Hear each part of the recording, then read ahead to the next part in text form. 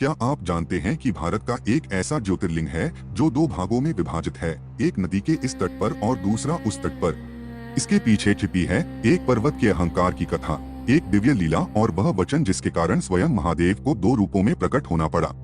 यह कथा है विंध्य पर्वत की। विंध्य, जो भारत को उत्तर और दक्षिण में विभाजित करता है, अपनी ऊंचाई और सामर्थ्य पर अत्यंत गर्व करता था।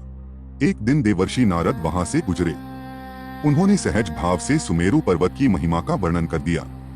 यह सुनकर विंध्य का अभिमान आहत हो गया। उसने निश्चय कर लिया कि वह सुमेरु से भी महान बनेगा, और महान बनने का मार्ग था महादेव की कठोर तपस्या। नर्मदा तट पर विंध्य ने महीनों तक घोर साधना की। उसने मिट्टी से एक पार्थिव शिवलिंग निर्मित किया और गहन ध्यान में लीन हो गया।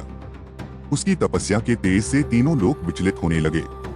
अंततः भोलेनाथ प्रसन्न होकर प्रकट हुए और वरदान मांगने को कहा। विंध्य ने बुद्धि और अपने लक्ष्य को सिद्ध करने की शक्ति मांगी। महादेव ने तथास्तु कहा, पर उसी क्षण देवगण और ऋषिगण वहां आ पहुंचे। उन्होंने प्रार्थना की, प्रभु, यदि विंध्य और ऊंचा हो गया तो वह सूर्य और चंद्रमा का मार्ग रोक देगा, जिससे सृष्टि का संतुलन बिगड़ जाएगा।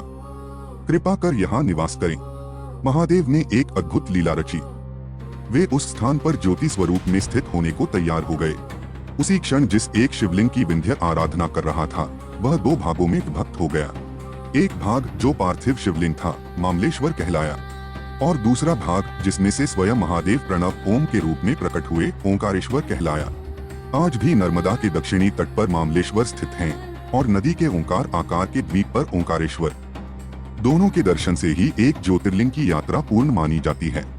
यह इस सत्य का प्रतीक है कि भक्त की मिट्टी से बनी श्रद्धा मामलेश्वर और ईश्वर का दिव्य प्राकट्य ओंकारेश्वर दोनों मिलकर ही पूर्णता देते हैं। उस ओंकार स्वरूप महादेव के सम्मान में, जो अहंकार को भी भक्ति का मार्ग बना देते हैं। कमेंट्स में अवश्य लिखें, जय ओंकारेश्वर महादेव।